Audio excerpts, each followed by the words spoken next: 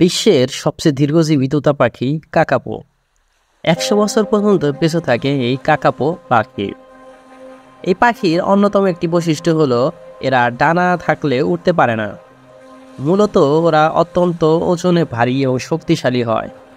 এই কারণেই তারা উড়তে গিয়ে ডানার ভারসাম্য রক্ষা করতে পারে না। তবে কাকাপো কাকাপো তোতারা যখন উড়তে পারে না তখন তারা একটা বিশেষ কৌশল ব্যবহার করে। কাকাপোদের পা ছোট এবং অত্যন্ত মজবুত হয়, তাই তারা ওড়ার পরিবর্তে লাফ দিতে বেশি বিশ্বাস করে। লাফিয়ে গাছে উঠে ফল খায় কাকাপো। লাফিয়ে উপর নিচ করার সময় তাদের ডানাগুলো প্যারাশুট অবতরণের মতো কাজ করে এবং ভারী শরীরকে আঘাত থেকে রক্ষা করে। এদিকে উঠতে না পারার কারণে পাখিগুলো খুব সহজেই শিকারী পাখি এবং জীবজন্তুর আক্রমণের শিকার হয়। তবে নিজেদের রক্ষা করতে এই তোতাপো পাখি একটি বিশেষ প্রক্রিয়া গ্রহণ করে।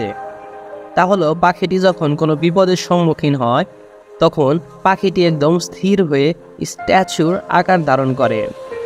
পাখিগুলোর রং একদম সবুজ লতাপাতা বর্ণের ফলে খুব সহজেই এরা প্রকৃতির সাথে মিশে যেতে পারে। কোনো শিকারী মানুষের সামনে এরা চলে আসে, তবে এই পদ্ধতি শিকারগুলোকে শিকার করার জন্য অত্যন্ত সহজ হয়ে পড়ে। 1845 সালে ইংরেজি অর্নিথোলজিস্ট জর্জ রবার্ট গ্রে কাকাপো সম্পর্কে বর্ণনা করেন। কাকাপো শব্দটি হচ্ছে মাওরি শব্দ। কাকাপোর ইংরেজি শব্দ অনুবাদ। মাওরি কাকা অর্থ হচ্ছে তোতা এবং পো অর্থ রাত। এটার জেনেটিক নাম দেওয়া হয়েছে প্রাচীন গ্রিক থেকে, যার অর্থ পেছামুখো। কাকাপো মানুষের মতো শব্দ তৈরি করতে পটু।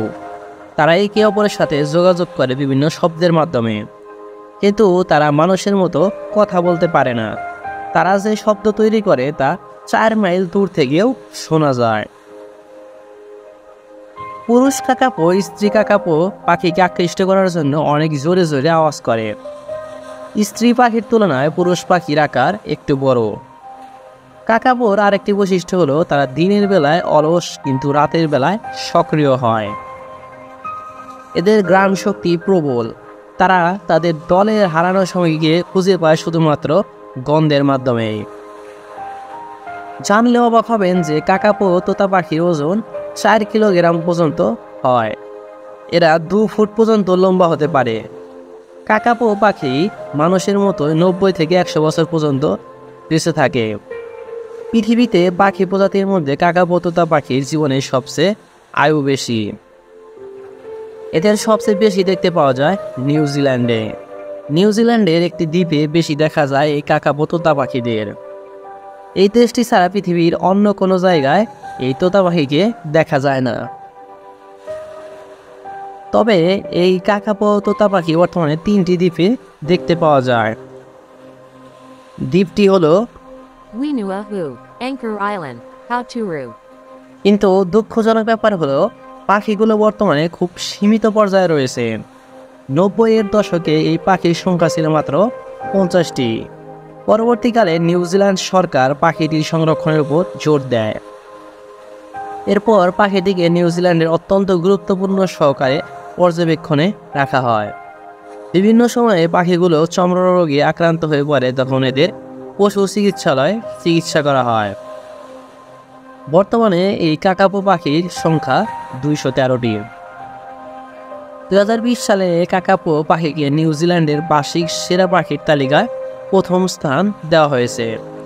এর পূর্বেও 2008 সালে পাখিটিকে এই খেতাব দেওয়া হয়েছিল। মাওরি লোক সাহিত্য ও বিশ্বাসের সাথে কাকাপো ওতপ্রোতভাবে জড়িয়ে আছে।